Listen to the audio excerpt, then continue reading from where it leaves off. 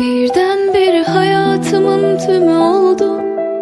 Gecelerime gün gibi doldu. Kita jumpa lagi dalam live streaming dan kita sekarang kita bersyukur dulu ya kepada Allah yang sudah menganugerahkan keimanan ya, dan kesehatan kepada kita semua, sehingga dengan kesehatan, keimanan dan rasa cinta yang Allah anugerahkan itu kita bisa berkarya ya, dengan nafas-nafas yang masih ada. Dan kita akan buka rubrik baru sekarang, namanya Decline and Fall of the Dragon Empire. Ya biarkanlah ya, hanya sedikit orang yang tahu judul itu, dan kita ingin Dragon Empire itu luruh di negeri ini.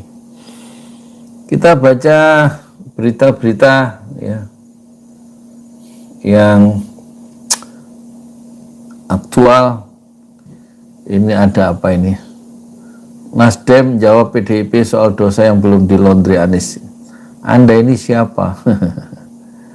Anda ini siapa? Lisha Sri Rahayu, Detik News ya. Selasa 17 Januari 2023. Jamnya jam 6:25. Siaran ini dimulai jam 7 ya, 30 ya. Kita baca. Wasekjen Nasdem Hermawi Taslim merespon soal dosa Anies Baswedan yang disebut oleh senior PDIP Deddy Sitorus. Taslim lantas mempertanyakan, siapa sosok Deddy sehingga menuduh orang berdosa? Ini maksudnya dosa politik ya. Anda sudah menuduh orang berdosa. Anda ini siapa? Yang bisa mengatakan dosa itu siapa? Kata Taslim dalam acara Adu Perspektif kolaborasi Detikcom dengan Total Politik bertema koalisi partai makin erat atau bubar, Senin 16 Januari 2023 kemarin ya. Kita bacakan lagi Taslim. Taslim ini siapa tadi? Taslim adalah Hermawi Taslim adalah wakil sekjen Partai Nasdem. Taslim kemudian berbicara mengenai dosa politik identitas pada Pilgub DKI Jakarta tahun 2017. Menurutnya yang memulai isu politik identitas adalah Basuki Cahayapurnama atau Ahok yang menyinggung soal surat Al-Maidah 51. Nah, ini tahun 2017 ya. Ahok pertama bikin gara-gara dia menghina ya, menghina surat Al-Maidah ayat 51 yang membuat dia itu dijebloskan ke penjara 2 tahun gara-gara menista agama ya. Dan kemudian ucapan Ahok yang menista agama itu, akar dari persoalan politik identitas itu kemudian ditumpangkan ya, dialihkan ke Anies, padahal yang memulai adalah Ahok waktu dia mengucapkan itu di Pulau Pramuka, di Pulau Seribu. Kalau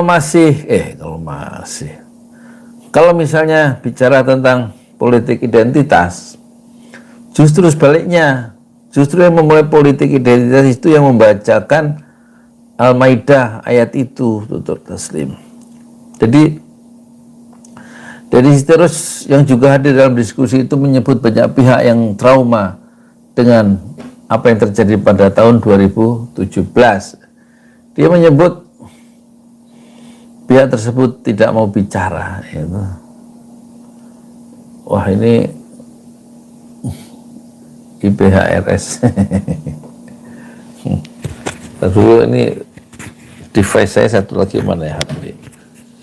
Nah, untuk baca yang chat masuk harus pakai HP satu lagi.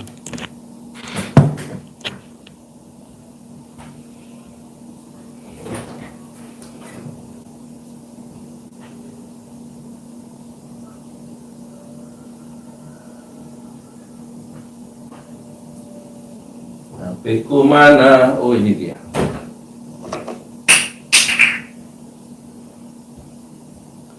HP ku ini. Bismillah. Kita buka ya. Kita pasang dulu ininya. Terus kita buka apa namanya? Live chatnya. Live chatnya.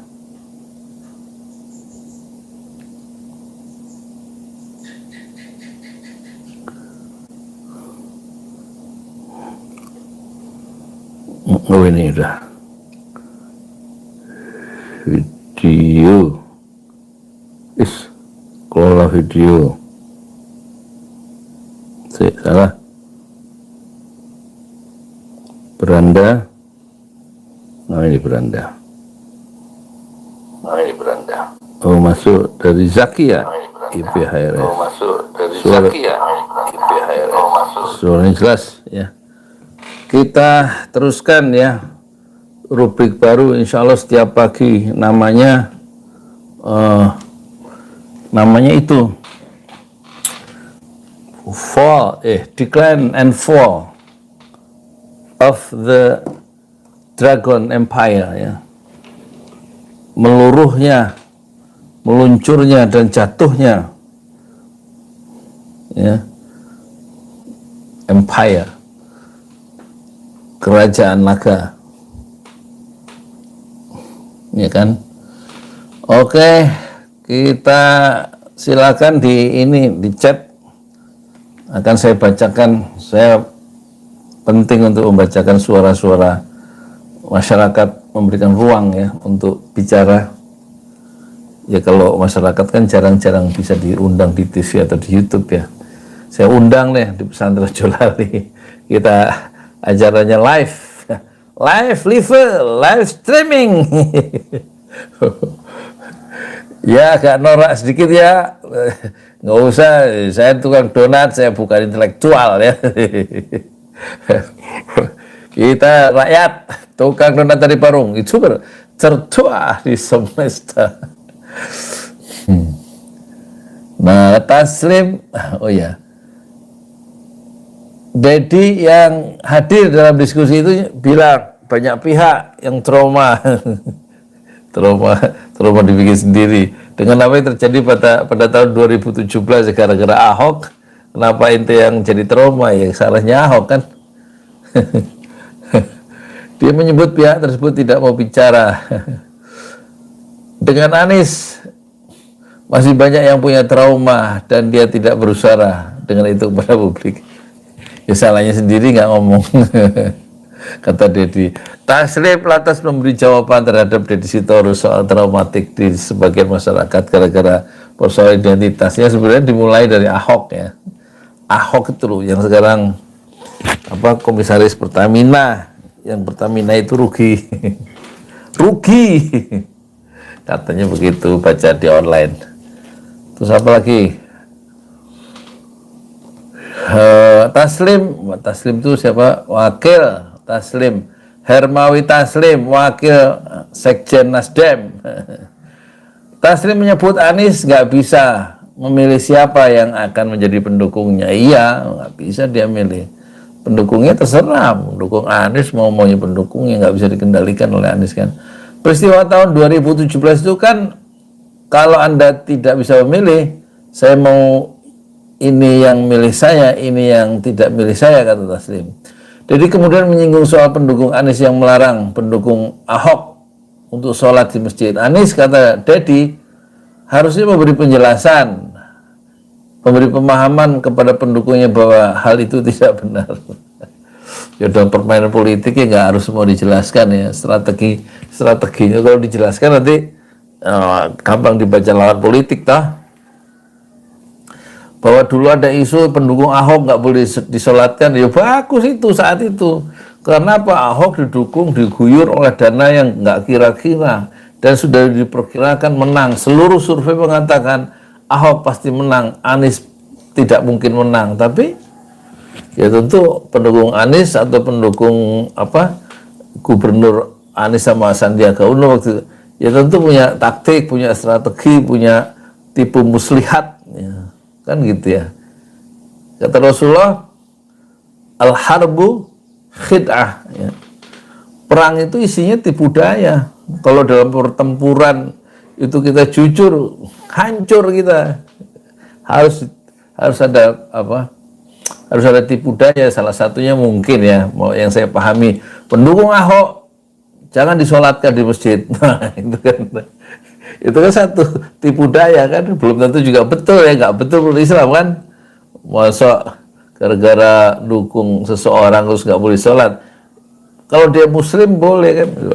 Tapi kan saat itu satu strategi, satu taktik harus diciptakan untuk melawan Ahok yang didukung para naga itu ya.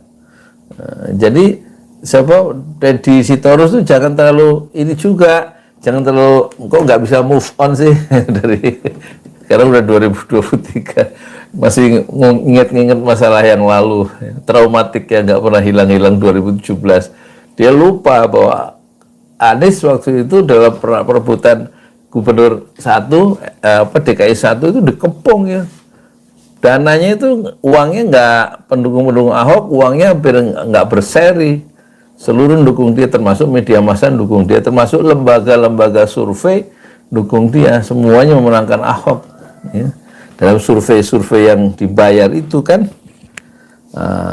Terus kemudian tampaknya pendukung Anies juga nggak mau kalah ya, seluruh pendukung Ahok nggak boleh kalau mati nggak boleh disolatkan. Itu kan satu shock terapi ya, satu serangan untuk bikin terkejut lawan ya kan.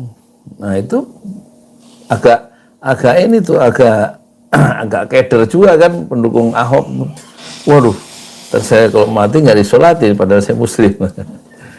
Iya, terjadi kontroversi ya, biasa aja itu, biasa kan. Akhirnya di luar dugaan dengan izin Allah ya kan, Anies menang. Menangnya kenapa? Karena bantuan Allah, nasrul minallah. Kemenangan itu pertolongan Allah. Wa fathun qarib ya.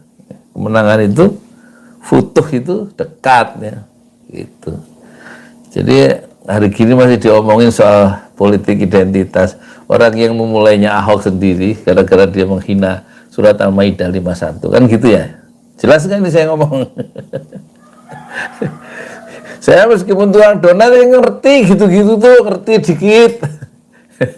Nggak usah jadi ahli politik yang ngomong di TV-TV lah. Kita sekarang zaman YouTube, kita ngomong apa aja kan boleh, yang penting nggak merendahkan orang ya.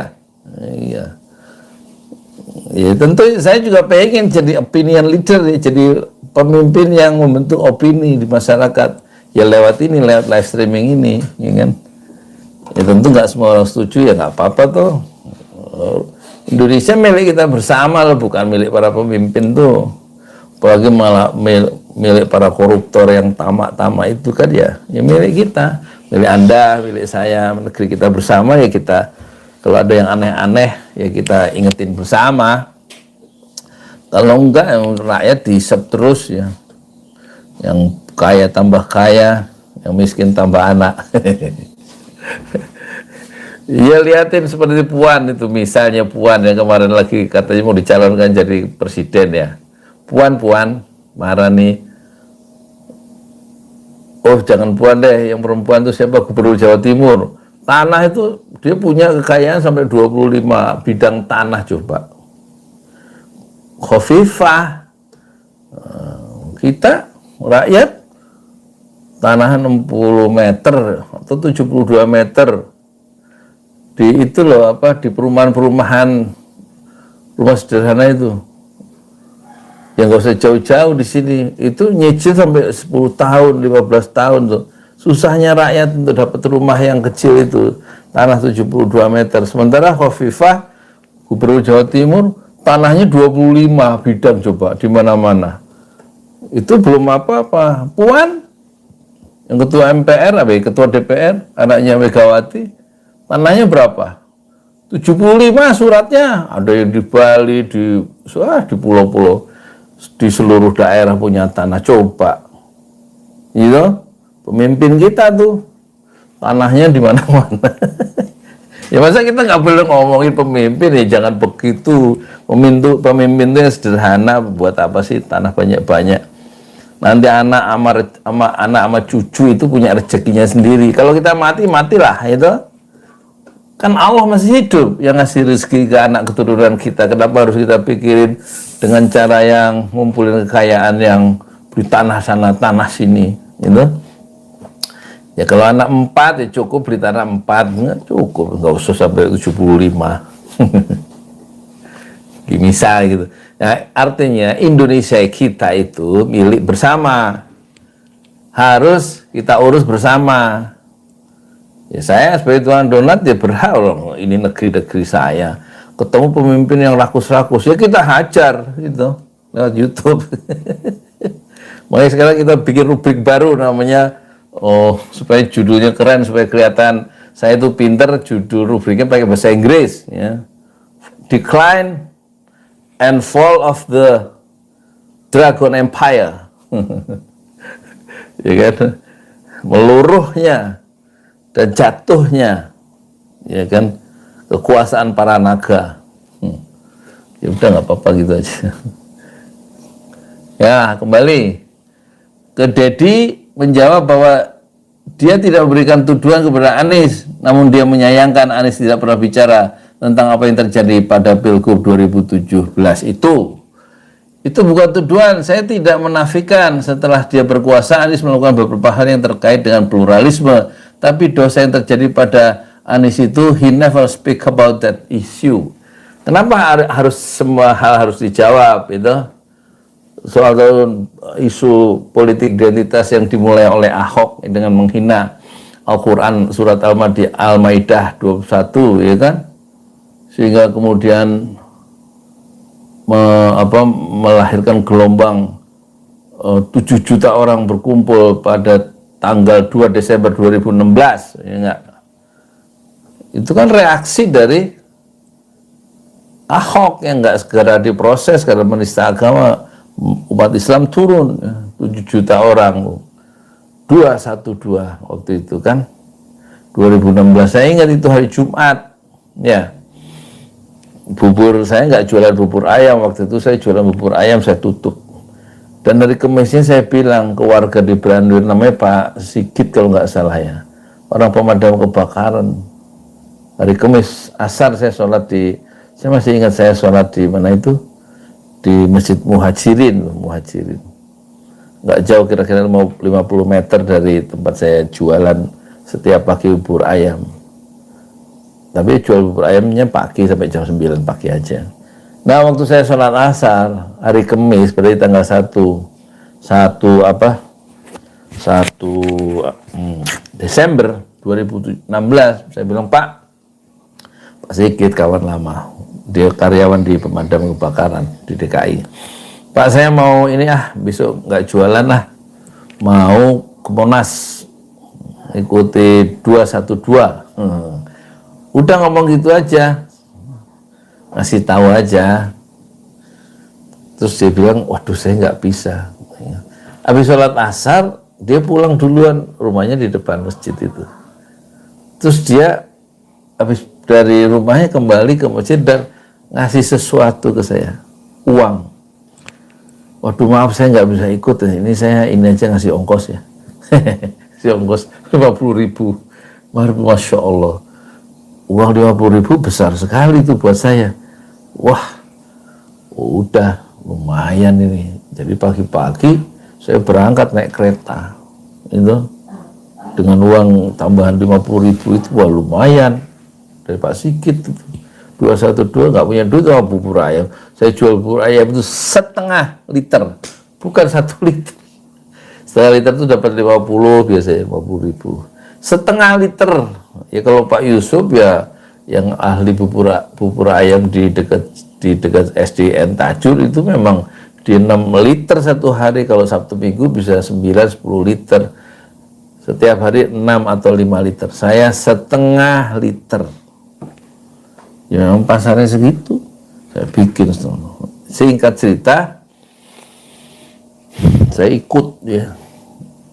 Dalam konteks apa saya ikut? Dalam konteks itu tadi, melawan Ahok ya, supaya dia langsung bukan dihukum, diproses di pengadilan. Ya itulah yang bisa saya sumbangkan. Saya datang ya, naik kereta dengan tiket PP dari Depok Baru ya, nggak turun di Juanda, saya turun di Cikini. Tapi ininya udah bolak-balik PP ya. Saya beli karcis kereta itu PP Depok Juanda Istiqlal. Tapi saya turun di Cikini, dari Cikini itu saya jalan ke Monas. Wah, sampai depan Muhammadiyah, Kanisius, terus Muhammadiyah itu Penteng Raya 62 itu kantor pimpinan pusat Muhammadiyah. Itu udah penuh, udah susah jalan. Akhirnya saya terhenti di kedutaan Amerika, udah nggak bisa jalan lagi, udah penuh. Soal Jumat di situ dalam guyuran hujan nanti ya. Nah, jadi kasusnya itu politik identitas itu mudah orang menyerang bahwa itu dimainkan oleh Anies. Tidak, itu pemicunya adalah Ahok si penista agama itu. Orang jahat dia itu sebenarnya, menghina Al-Quran. Minta pada seluruh menteri yang terkait. Itu. Terutama. Itu ceritanya ya. Dedi menjawab bahwa dia tidak memberikan tuduhan kepada Anies ya.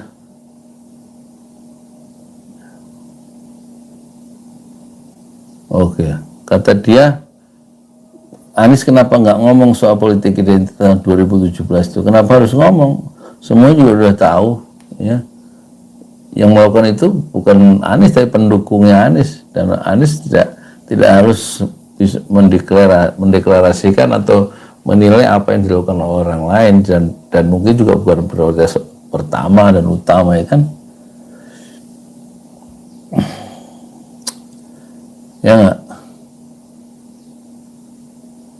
Nah, terus jadi inilah tuduhan yang tidak betul ya, bahwa Bapak politik identitas itu Anies. Tidak, Bapak politik identitas dalam pengertian yang kemudian memecah masyarakat karena isu sara, isu agama, itu ya Ahok itu dalam konteks Pilgub ya, dengan dia ngomong yang aneh-aneh dengan surat Al-Maidah bahwa isinya itu bohong.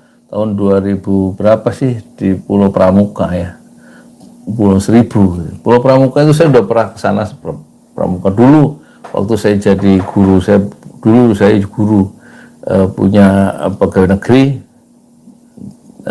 Dignas ya, terus ditempatkan di Pulau Pramuka. Saya tahu Pulau Pramuka, ada SMP 131 tempat saya dulu ngajar, tapi saya sempat nggak ngajar.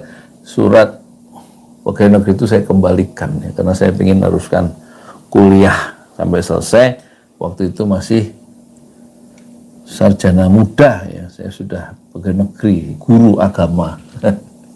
Di Pulau Pramuka saya 5 jam naik perahu nelayan dari Muara Karang jam 6, habis sholat maghrib langsung ke Muara Karang itu sampai Pulau Pramuka itu jam 11. 5 jam naik perahu kecil yang ngangkut ikan hias, nelayan yang baru jual ikan hias, sekarang dia pulang ke rumahnya di Pulau Pramuka.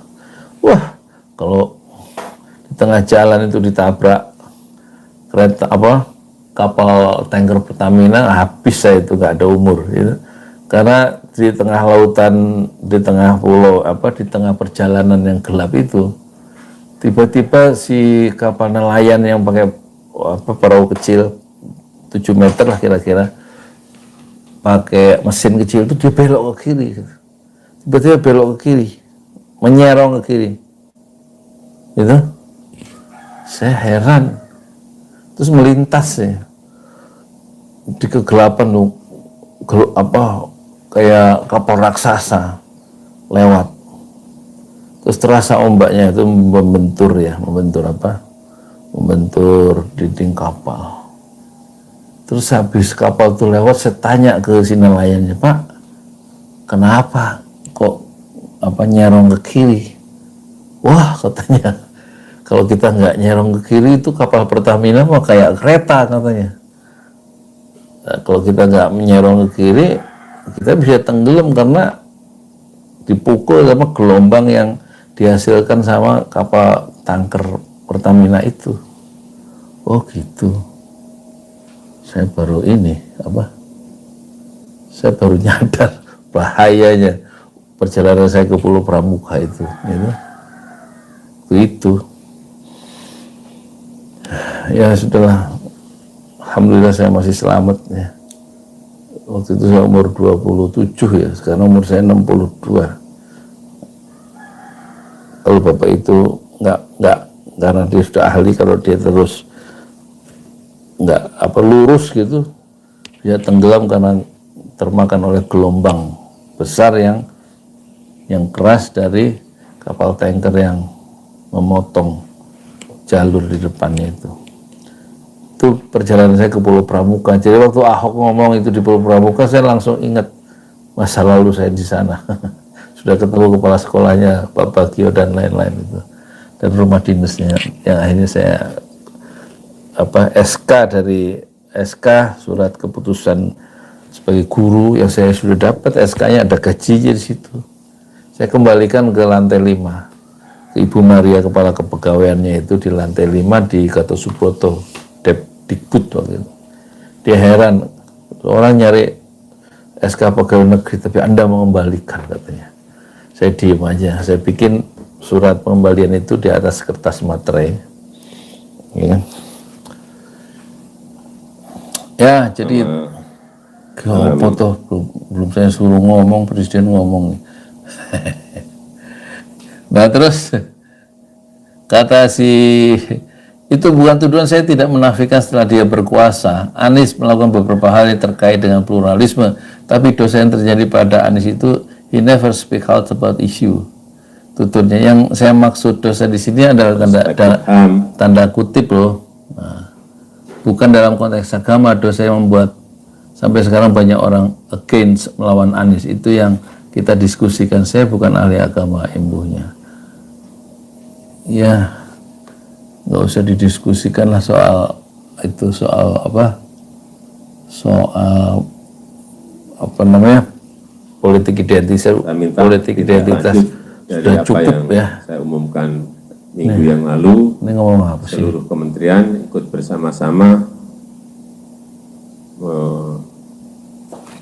menindaklanjuti apa yang telah saya sampaikan mengenai pelanggaran berat masa lalu yang non-yudisial.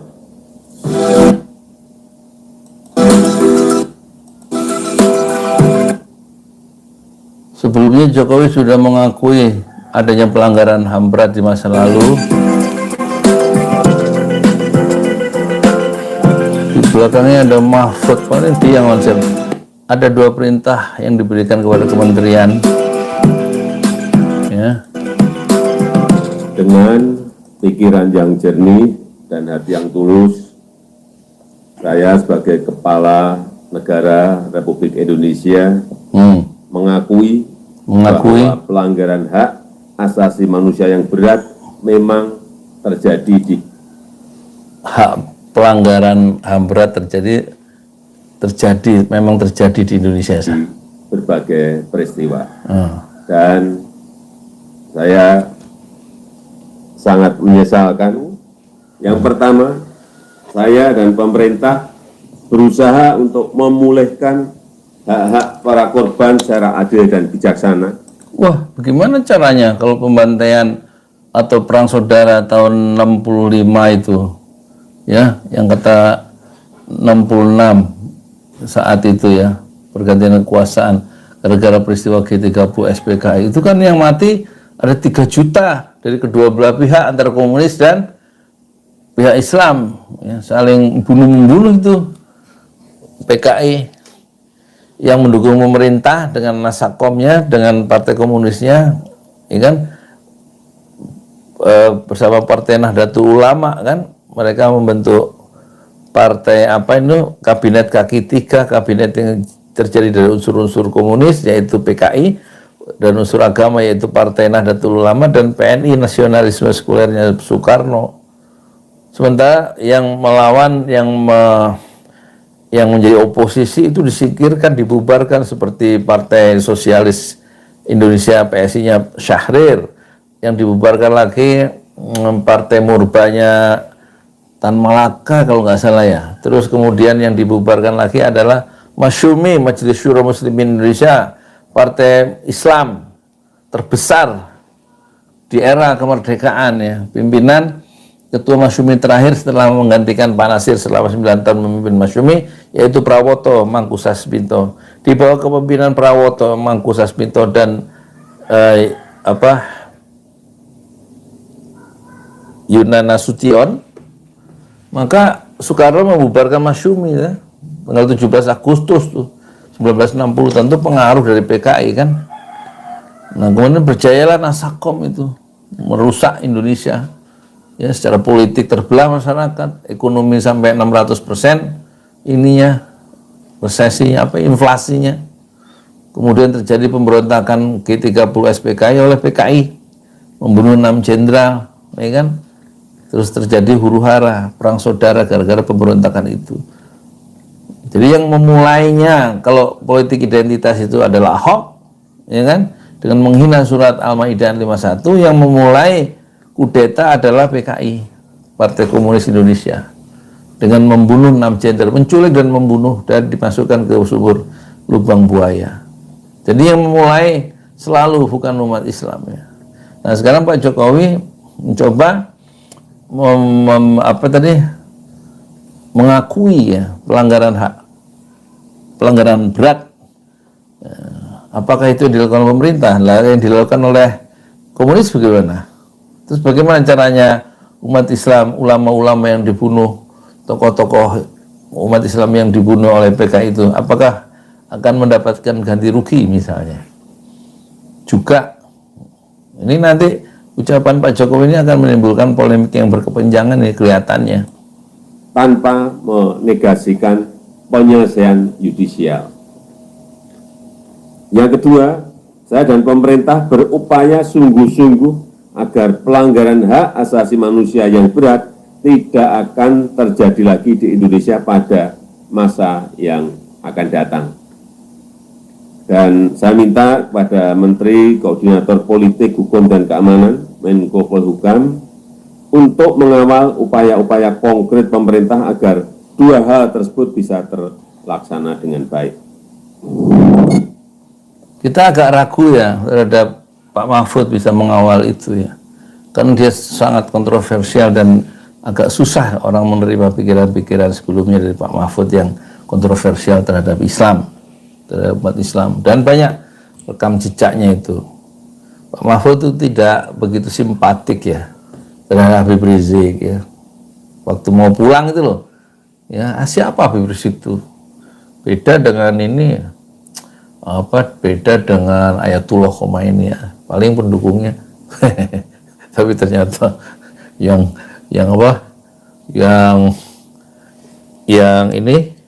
datang membuat kaget Pak Mahfud ya.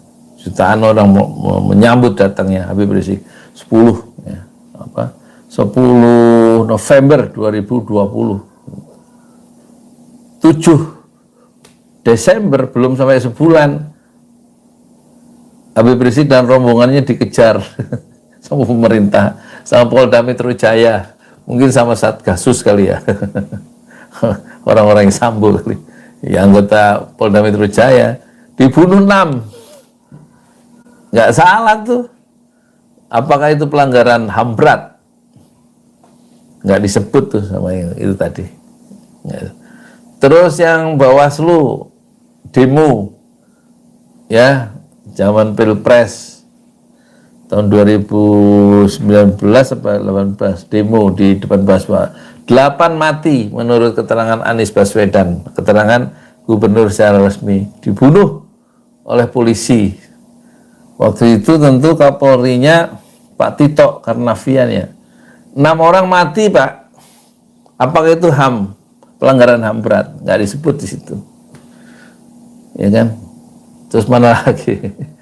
Jadi tanggung itu pengumuman itu. Semakin banyak disebut pelanggaran HAM berat, itu semakin banyak yang lupa disebut nanti. Ya. Mati. Yang membunuh 6 orang anggota Front Laskar Pembela Islam itu ini divonis lepas ya. Bukan bebas ya, divonis lepas. Maksudnya divonis lepas, kejahatannya membunuh itu terbukti karena ada 19 peluru ya di 6 tubuh front anggota Laskar Pembela Islam yang kemudian disebut sebagai 6 syuhada itu, yang nanti kemudian saya abadikan dalam masjid namanya 6 syuhada yang sedang saya bangun sekarang hari Senin ini, hari Selasa ya. Sudah mencapai hari pembangunan ke 287 masjid 6 syuhada 2 lantai. Di atas tanah wakaf 120 meter dari Bapak Haji Prama Arta untuk mendokumentasikan ya perjuangan dakwah anak-anak muda di bawah 30 tahun itu mengawal perjalanan dakwah gurunya dalam perjalanan yang legal dari Megamendung ke Kerawang, dibunuh sama pemerintah. Ya kan diakui dalam konferensi pers di siang hari itu, tanggal 7 Desember, bahwa yang membunuh adalah Polda Metro Jaya. Dalam konferensi pers ada Dudung di situ, Panglima Kodam, di Kodam ya waktu itu, tentara, terus ada Fadil Imron, Kapolda Metro ya, yang nggak ada Tito Karnavian. Dia waktu itu ketua Satgasus ya kalau nggak salah ya. Kapolrinya siapa? Kapolrinya Idam Aziz apa Tito ya? Atau Tito udah jadi Menteri Dalam Negeri? Ya, itu bagaimana itu? Ya, pelanggaran HAM berat tidak itu? Bunuh orang. Ya, Indonesia macam-macam isinya ya kan. Dan sekarang kita kembali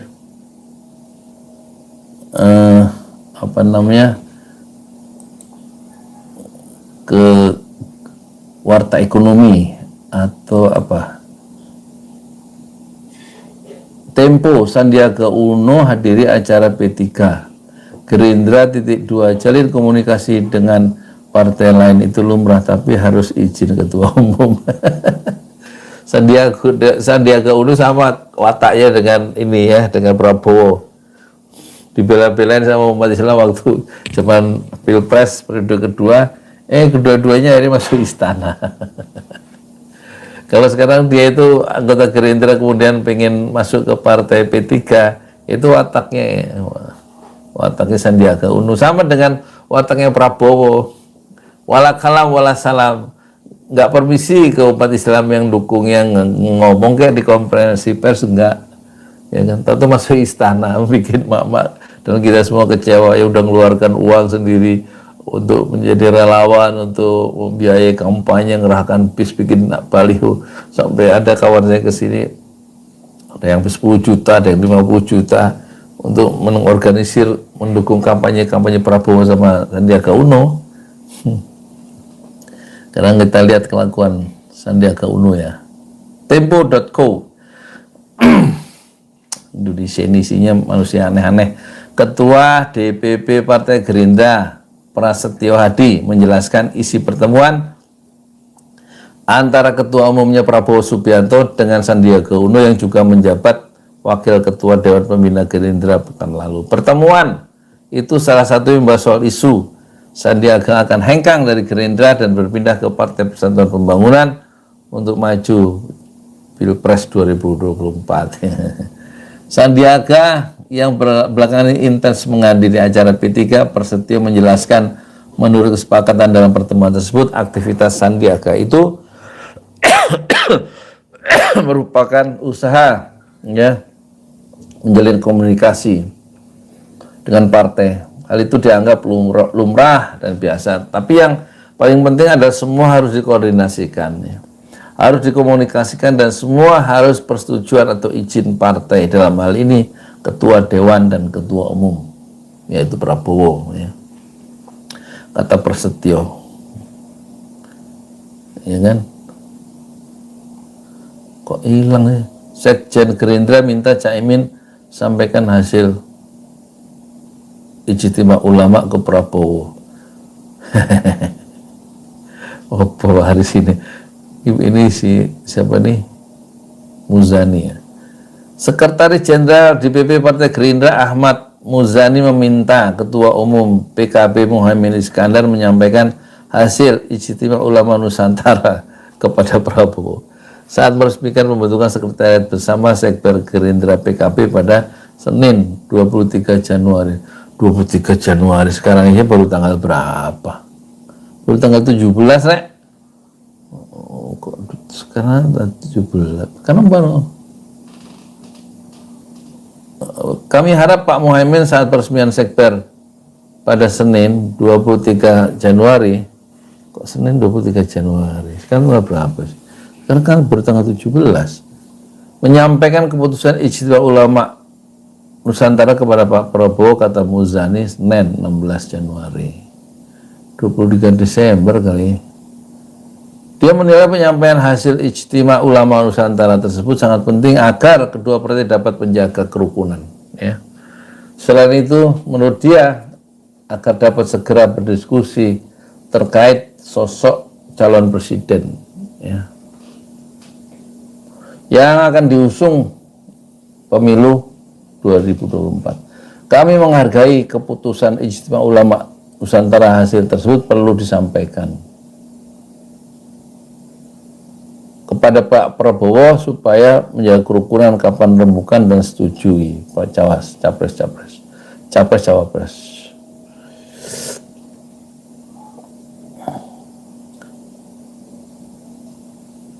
Dalam pembicaraan di Gerindra, nama Muhaimin mendominasi untuk calon wakil presidennya.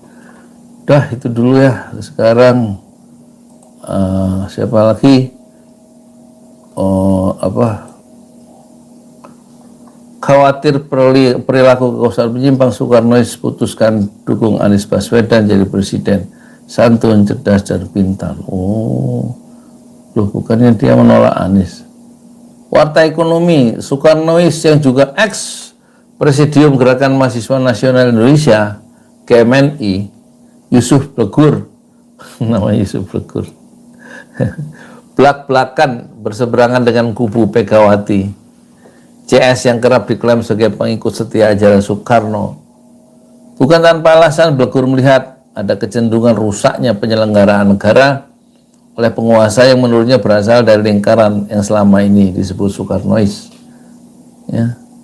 Ada kecenderungan selama ini banyak distorsi penyelenggaraan negara yang dilakukan pemegang kekuasaan yang notabene berasal katakanlah dari kelompok nasionalis, Marhainis dan Soekarnois, ujar pria yang kerap disapa Blegur saat berbincang di kanal YouTube Refli Harun Senin 16 Januari. Boleh jadi kekacauan bahkan kecenderungan kehancuran bangsa ini disebabkan oleh perilaku kekuasaan yang menyimpang, kata Blegur ini. Maka Blegur dan rekan-rekan yang ada membentuk relawan dan menjatuhkan pilihan, ya, ke sosok yang dianggap sebagai kebalikan dari kekuasaan. Jadi mereka mendukung Anies lah gitu, orang-orang ini PDIP Soekarnois. Jadi Blegur belak-belakan mendukung Pak Anies Baswedan, sosok yang dinarasikan sangat bertentangan dengan PDIP.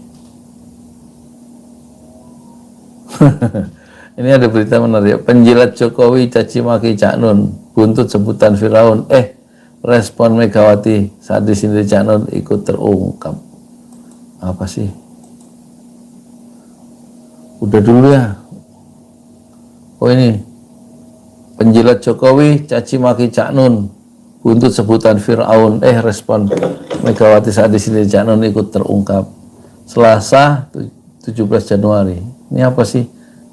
Ketua Umum Partai Rakyat Anvisor Noviar mengungkapkan bahwa penjilat Presiden Jokowi melayangkan caci maki kepada budayawan MH Ainun Najib atau Cak Nun. Kenapa? Karena Cak Nun nyebut Indonesia dikuasai Firaun bernama Jokowi. Bener tak? Saya belum lihat videonya, tapi saya dikasih tahu sama istri saya semalam.